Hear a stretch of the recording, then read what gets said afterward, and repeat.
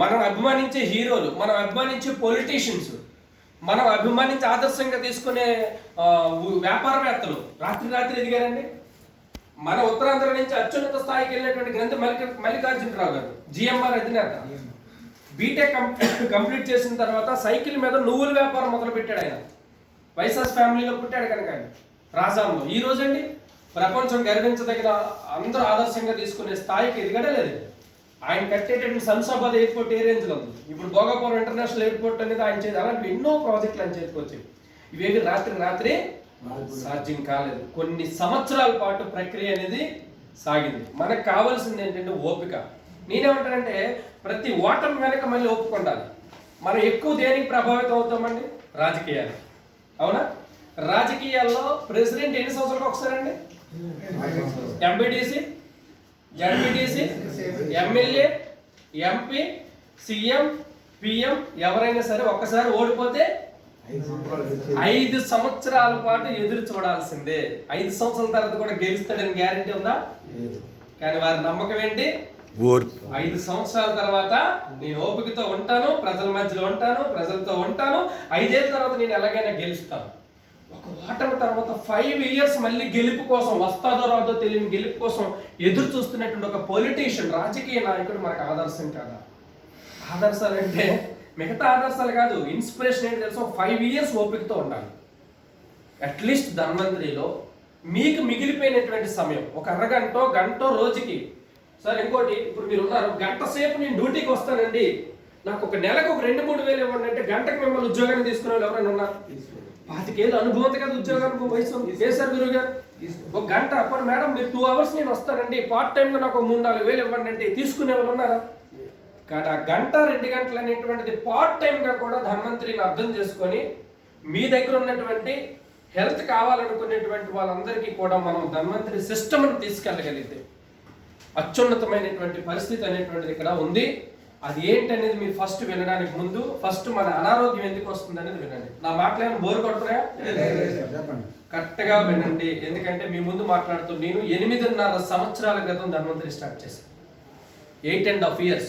2016 September 15వ తేదీన మొదలు పెట్టాను. అప్పటికి దీర్ఘకాలికంగా ఉన్న రోగాలని మా ఇంట్లో నయం చేసుకొని నేను ఈ కంపెనీ మొదలు పెట్టాను. 15 సంవత్సరాలు 15 సంవత్సరాలు ఎక్కడ తిరిగినా తగ్గనటువంటి ఒక రోగాలని ధన్వంతరి ఆయుర్వేదిక్ సప్లిమెంట్స్ ద్వారా నేను నయం చేసుకున్న తర్వాత, నా తల్లికి మంచి ఆరోగ్యం వచ్చిన తర్వాత, నా కుటుంబంలో అందరికీ మంచి ఆరోగ్యం వచ్చిన తర్వాత నేను ఈ కంపెనీని మొదలుపెట్టాను. అంటే మంచి ఎక్స్పీరియన్స్తో చెబుతున్న మాటలే తప్ప ఏదో డబ్బుల కోసం చెప్తుంది కాదు. అది నేను సాధించి మీకు చెప్పాను.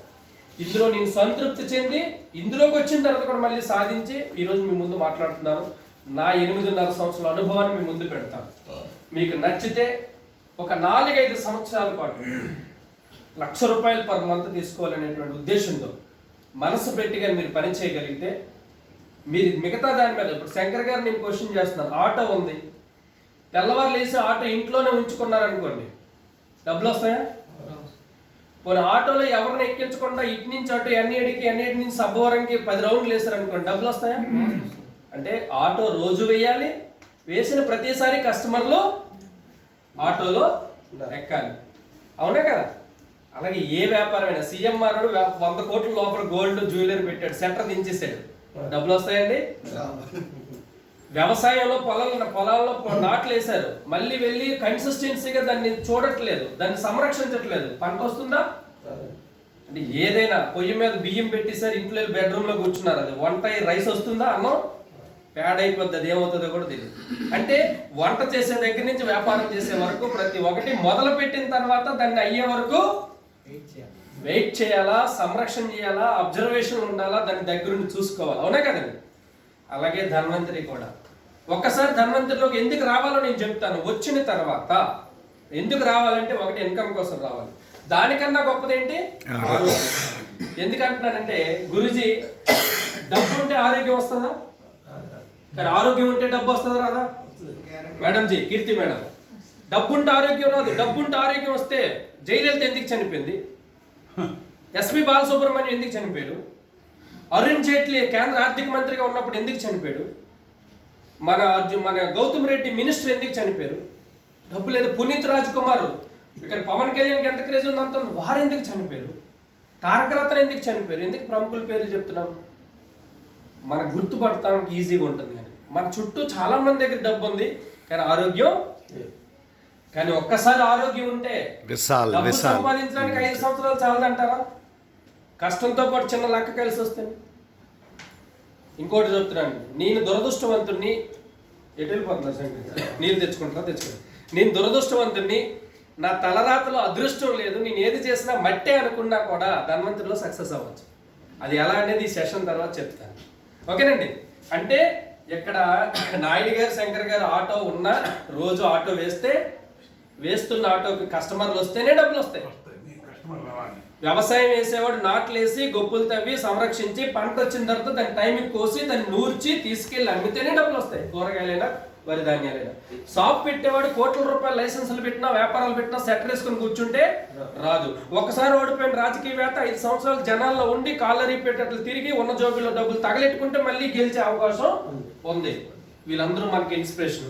బ్యాట్ పెట్టుకున్నట్లు ఎవడో క్రికెటర్ అయిపోవట్లేదు, సినిమాలో రంగు వేసుకుని యాక్ట్ చేసినట్లు ఎవరు కూడా మెగాస్టార్లు సూపర్ స్టార్లు అయిపోవట్లేదు. ప్రతి వెనక కొన్ని సంవత్సరాల నిరీక్షణ ఉంది, కొన్ని సంవత్సరాలు ఇది ఉంది. కాకపోతే వచ్చిన అవకాశం గొప్పదా కాదా, దాన్ని ఎలా తీసుకోవాలనేది ఇంపార్టెంట్. ప్రతిదీ స్కీమ్ అనుకొని తీసుకోకండి. స్కీమ్లు అంటే ఏంటి? నువ్వు డబ్బు కట్టమ్మా కీర్తి గారు, నువ్వు 1,00,000 రూపాయలు కట్టు, రోజుకి 10,000 ఇస్తారంటే స్కీమ్. లేదు, మీరు 10,000 కట్టండి, జాయినింగ్ తీసుకోండి, మీ చేతికి ఏ ప్రోడక్ట్ ఇవ్వమో మీరు ఇంకొక 2 చేతి 10,000 కట్టించండి, అప్పుడు మీకు 1,000 రూపాయలు ఇస్తామంటే అది scheme. Change your shop, change your life, change your medical shop, change your fertiliser shop, change your departmental store. మీరు నిత్యం వాడుతున్నటువంటి వస్తువులతో పాటు food supplementary products, Ayurvedic property medicines, మనకున్న హెల్త్ ఇష్యూస్ని పర్మనెంట్గా క్యూర్ చేసుకునే అవకాశం ఉన్న ఎన్నో గొప్ప గొప్ప ప్రొడక్ట్స్ 15-20 సంవత్సరాల క్రితం రీసెర్చ్ మొదలుపెట్టి అక్కడి నుంచి మరో 10 ఏళ్ళ తర్వాత రీసెర్చ్ కంప్లీట్ చేసుకొని 2009 జనవరి 17వ తేదీని ఈ కంపెనీ మొదలైంది. ఎప్పుడు మొదలైందండి? 2009 జనవరి 17, 16 సంవత్సరాలు. రేపు 17వ తేదీకి మొక్కనం రోజుకి 16 సంవత్సరాలు పూర్తి, 17వ సంవత్సరంలో అడుగు పెట్టబోతున్న కంపెనీ మంది. అయితే హెల్త్ గురించి మాట్లాడడానికి ఈ కంపెనీకి ఏం రైట్స్ ఉన్నాయంటే, ఈ మధ్యలో ఉన్నటువంటి వ్యక్తి డాక్టర్ రమేష్ పాటిల్ గారు MBBS MD మెడిసిన్ చదివారు. ఆయన మనం ఏదైతే ఈరోజు అద్భుతంగా భావిస్తున్న అలోపతిక్లో డాక్టర్, గోల్డ్ మెడలిస్ట్ డాక్టర్. ఆయన కొంచెం వేడి నీళ్ళు ఇమ్మని చెప్పరా గ్లాస్లో వాళ్ళే. మనం ఎవరు చెప్తాం మేడం? డాక్టర్. ఈయన 30 ఏళ్ళ అనుభవం ఉన్నటువంటి డాక్టర్ ప్రకాష్ కాలాటే గారు, రీసెర్చ్ అండ్ R&D పైన అనుభవం వ్యక్తి. అయితే వీళ్ళిద్దరూ కలవడానికి కామన్ రీజన్ ఏంటంటే, మోడీ గారు మన్ కీ బాత్ లో ఒక గొప్ప విషయం చెప్పాడు గతంలో, ఇప్పుడు కాదు ముందు ప్రైమ్ మినిస్టర్ అయినప్పుడు.